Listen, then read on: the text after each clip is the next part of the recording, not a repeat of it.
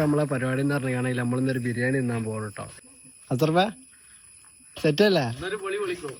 ഇവര് കുറെ ദിവസമായിട്ട് പറയണേ ഒരു വെറൈറ്റി ബിരിയാണി ഷോപ്പ് ഉണ്ട് ചെർമംഗലത്ത് പറഞ്ഞാണ്. അപ്പൊ അവിടെ പോയൊക്കെയാണ് ഇന്ന് പോണത്. അപ്പൊ ചെർമംഗലത്ത് കഴിക്കാണ്ട് ലഗോൺ ബിരിയാണി, ബീഫ് ബിരിയാണി എല്ലാ ഐറ്റംസും ഉണ്ടെന്ന് പറഞ്ഞു. ഇവര് ഭയങ്കര ഇത് പറയുന്നുണ്ട്. ഫുഡിന്റെ വിഷയം പറയാനുള്ളത്, ഫുഡില് ബിരിയാണി ഏറ്റവും ടോപ്പ് ഫുഡ്. അതായത് ഏറ്റവും നന്നാക്കി ചെയ്യുകയാണെങ്കിൽ ബിരിയാണിന്റെ അത്ര ടേസ്റ്റുള്ള ഫുഡ് വേറെ ഉണ്ടാവില്ല എന്റെ അഭിപ്രായം. ബിരിയാണി കല്യാണ ബിരിയാണി എന്നാ പറയണത്. പക്ഷെ ഏറെ സ്ഥലത്ത് പോയാലും കല്യാണ ബിരിയാണിന്റെ ഒരു മട്ടം കിട്ടലില്ല. അപ്പൊ ഇവിടെ വലിയ കിട്ടുന്ന പറയണത്. പോയോക്കെ എന്തായാലും എന്താ അഭിപ്രായം എന്നുള്ളത് അവിടെ എത്തിയിട്ട് കാണിച്ചു തരാം. ഓക്കെ, അപ്പൊ നമ്മള് ബിരിയാണി കടയിൽ അവിടെ എത്തിയിട്ട് കിട്ടോ. ഈ പരിപ്പാടി നമ്മളെ ഈ തിരൂർ റോഡിനാണ് കേട്ടോ. തിരൂർ റോഡിന് കുറച്ചാണ് വന്നാൽ തന്നെ കട കാണാം. ഇതാണ് കട, ദം ബിരിയാണി സെന്റർ. ഇവിടെ അൺലിമിറ്റഡ് റൈസ് ആട്ടോ, അൺലിമിറ്റഡ്. അതുകൊണ്ട് വെള്ളം അധികം കുടിക്കണ്ട, അൺലിമിറ്റഡ്. ബിരിയാണി എത്ര വേണേ കിട്ടും കേട്ടോ. പീസ് അതിനൊക്കെ തന്നെ ഉണ്ടാവുള്ളൂ.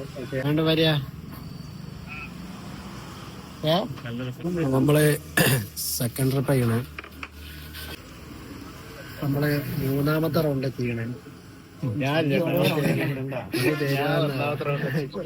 എല്ലാരും മൂന്നാമത്തെ റൗണ്ടാണ്. അപ്പൊ നാലാമത്തെ റൗണ്ട് വാങ്ങും. അതൊരു ഇന്ത്യൻ ചോറാണ്. അധികം പെയിന്റ് കളിക്കാവുന്നില്ല. അതല്ല ക്യാഷ് കൗണ്ടറിൽ നമ്മളെന്നെ